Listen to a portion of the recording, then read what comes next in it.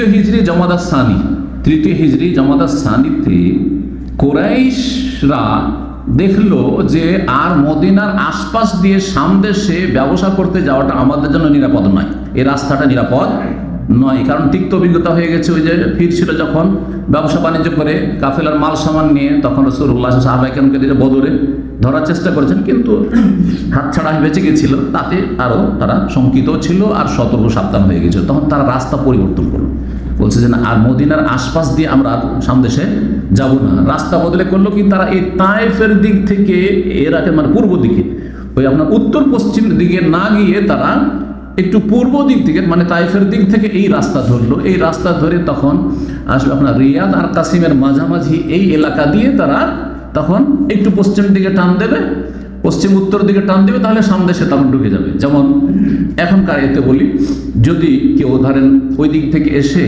মাজমা অথবা জুলফি আছে না, মাজমা জুলফি এই এলাকাগুলি দিয়ে ওর আশপাশ দিয়ে কিন্তু হাফরুল বাতেনের রাস্তা গেছে, ওই রাস্তা কেউ চলেছেন? রিয়াজ থেকে আপনি যদি হাফরুল বাতেনের দিকে যান, একটা রাস্তা আছে কিন্তু হাইওয়ে আছে, যেটা আপনার মদিনার যে হাইওয়ে সেখান থেকে ডান দিকে বেরিয়ে গেছে যাওয়ার পথে, আপনার কাসিমের দিকে যাওয়ার পথে ডান দিকে, আর ওই দিক থেকে আসার পথে বাম দিকে বেরিয়ে গেছে। তো এখান থেকে গিয়ে হাফরুল বাতেনের দিকে উঠবে, আর ওখান থেকে তখন আপনার চলে গেলেন জর্ডনের দিকে, যেতে পারবেন না আপনি আর হয়ে পোরাইয়াতে। তো এই রাস্তা ধরার জন্য তারা চিন্তা ভাবনা করলো, আর তাই করলো।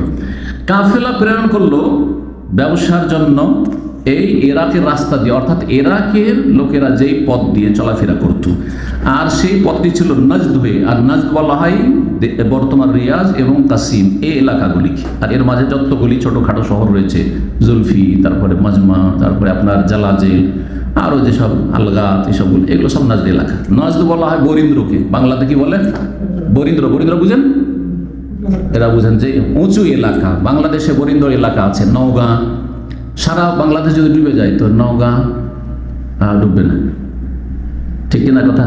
জি হ্যাঁ, আমাদের মালদা ডিস্ট্রিক্টেও ওই নয়গাঁর মতো বেশ কিছু এলাকা আছে, কোনোদিন ওই সব জায়গায় বন্যা হয় না, মানে ডুবে না, এত উঁচা জায়গা। তো সৌদি আরবের মধ্যে সবচেয়ে উঁচা এলাকা হচ্ছে রিয়াজ, কাসিম এই এলাকা। এই জন্য এলাকাকে নাজদ বলা হয়, যাতে করে তাদের এই বাণিজ্যিক কাফেলা নিরাপদে যাতায়াত করতে পারে সামদেশে। এই জন্য আর এর নেতৃত্বে ছিল সাফওয়ান বিন উমাইয়া। রাসূলুল্লাহ সাল্লাল্লাহু আলাইহি ওয়াসাল্লাম জানতে পারলেন যে একটা বাণিজ্যিক কাফেলা বেরিয়েছে সামদেশের উদ্দেশ্যে মাল সামান নিয়ে মক্কা থেকে, আর তারা রাস্তা পরিবর্তন করে দিয়েছে আমাদের ভয়ে, আর তারা এই দিক দিয়ে নাজদ এলাকা দিয়ে তারা সামদেশে ইরাকের পথ ধরে যাবে। রাসূলুল্লাহ যায়েদ বিন হারেসার নেতৃত্বে 100 জন যোদ্ধাকে পাঠালেন।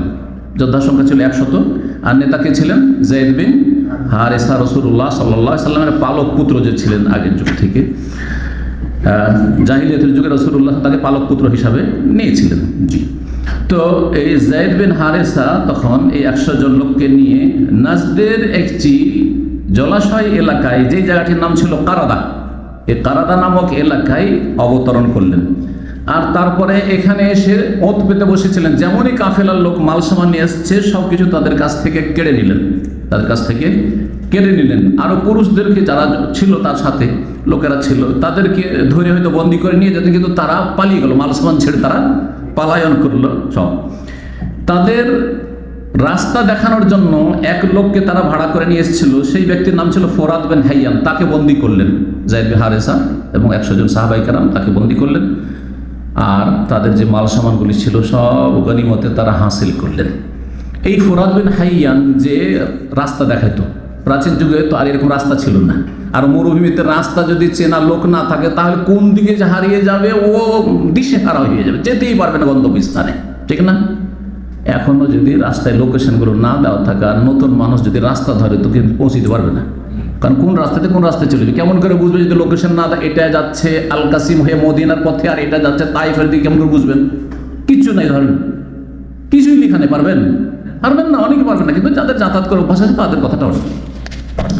যাই হোক, এই জন্য তারা করতো কি, ওই এলাকা সম্পর্কে যারা অভিজ্ঞ এইরকম লোককে তারা ভাড়া করতো যে আমাদেরকে রাস্তা পথ দেখিয়ে দিবে। ওকে বলা হয়তো রাহবার বলা হয়তো। কি বলা হইতো? ফার্সিতে রাহবার, আরবিতে দলিল বলা হইতো। আর এই রাহবারের পরিভাষাটি তবলিগি ভাইদের কাছে আছে, তবলিগ যারা করেছে তারা জানে। তাদের নেতা, চিল্লাতের নেতা একজন থাকে না, ইসলামের নেতা একজন হয়, ঠিক না? বড় নেতা কয়জন হবে? একজন, কিন্তু চিল্লাওয়ালা ভাইদের, এই তবলিগি ভাইদের নেতা 4 জন ভাই। হ্যাঁ, একজন কি হবে? আমির। ও আমির, শুধু কিচ্ছু বলবে না। তারপর রাহবার, যে রাস্তা দেখাবে, মানে ওই গ্রামের হইতে হবে যে গ্রামে চিল্লা দিতে গেছে।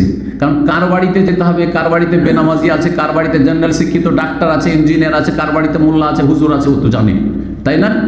কার বাড়িতে মদখোর আছে, তো ওই রাহবার হবে ওই গ্রামের মহল্লার রাহবার। হ্যাঁ, কারণ ভারতীয় ধর্ম তো, কারণ ইলিয়াসি তবলিগটা ভারতীয় ধর্ম, এই জন্য তাদের কাছে দলিল শব্দ নেই, আরবি শব্দ নেই, কি আছে? রাহবার আছে।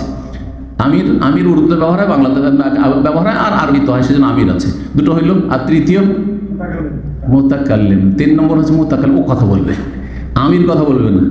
আর তার সাথে যারা সাঙ্গপাঙ্গ থাকবে, সাথী সঙ্গী, তারা শুধু দোয়া করতে থাকবে। আমরা ছাত্র জীবনে যখন ছিলাম, মাদ্রাসা পড়েছি, চিল্লাওয়ালারা এসছে, আসার পরে এখন আমার মাদ্রাসার ছাত্র, কিছু বুঝি না, তখন 14-15-16 বছর বয়স মনে হয়। তো বলছে যে তোমরা তো সব বাড়ির চিহ্ন এগুলো, তো নিয়ে চলো আমাদেরকে। সাথে নিয়ে গেছে, সেজন্য গিয়েছি। তো ওখানে গিয়ে আমির সাহেব দোয়া করছেন, আর সাথে যতগুলি আছে ওর সাথে সাথে ওরা দোয়া করছেন। কি দোয়া করেছেন? আল্লাহ, এই লোকের কলমটা আমাদের দিকে ফিরিয়ে দাও, এই লোকের কলমটা আমাদের দিকে ফিরিয়ে দাও, এই লোকটার চিল্লার দিকে আমাদের, তবলিগ জামাতের দিকে ফিরিয়ে দাও। এই দোয়া করতে থাকে শুধু, আমির কথা বলবে না, ও খালি দোয়া করতে থাকবে। আচ্ছা, আর ওই যে রাহবার শুধু রাস্তা, বাড়িটা দেখিয়ে দেবে যে এই বাড়িতে চলেন, ওই বাড়ির গেটে চলেন, ওই বাড়ির গেটে চলেন। হ্যাঁ, এই বাড়িতে মানুষ আছে, এই বাড়িতে মানুষ নেই, এটা দেখিয়ে দেবে। আর মোতাকাল্লিম, মোতাকাল্লিম মানে কি? কথা বললে বলা, তাকাল্লামা থেকে ও কথা বলবে, সালাম আলাইকুম, ভালো আছেন, খবর খাইরিয়াত ইত্যাদি, এসব বলার পরে কি বলবে? ও বলবে না যে আপনার ফাতিহাটা শোনান, বলছে এটা বেয়াদবি হয়ে গেল, এটা করবেন না, এটা ঘৃণা ছড়াইলেন আপনি, তবলিগি তরিকা। কি করতে হবে? বলছে একটু আমার সূরা ফাতিহা শুনবেন। ও নিজে শুনাইবে যে আমাদের একটু সূরা ফাতিহা শুনেন তো, হচ্ছে কিনা। তো শোনান তাহলে, কে বলবে যে আমি কোরআন শুনবেন? একটা মুসলিম যতই খারাপ হবে, যে সূরা ফাতিহা শোনাবো, শুনবে না? সূরা ফাতিহা শুনলেন, আচ্ছা আমার একটা দোয়া শুনবেন, যে এই দোয়াটা শোনেন। শোনালো, তারপরে বলছে যে আমি তো শোনালাম, একটু আপনি শুনেন, একটু আপনি সূরা ফাতিহাটা শোনাবেন একটু। এইভাবে ওদের তরিকা এগুলো। তো যাই হোক, আর ওইদিকে যাচ্ছি না। তো কি জন্য গেলাম ওইদিকে? যে রাহবার, রাহবার রাস্তা দেখানো বলা। তো রাহবার মুসলমান হয়ে গেল, যখন ধরা পড়লো, দেখলো যে ব্যবসা খারাপ, হইতে পারে যে আল্লাহ তার অন্তর পাল্টি দিল, যে আমি আসছি মক্কার কাফেরদের কি করতে, সাহায্য করতে, তাদের পক্ষ থেকে এসেছি, কিন্তু আমি তো ধরা খেয়ে গেলাম, তো মুসলমান হয়ে যাই। হ্যাঁ, মুসলিম হয়ে গেল কালিমা পড়ে।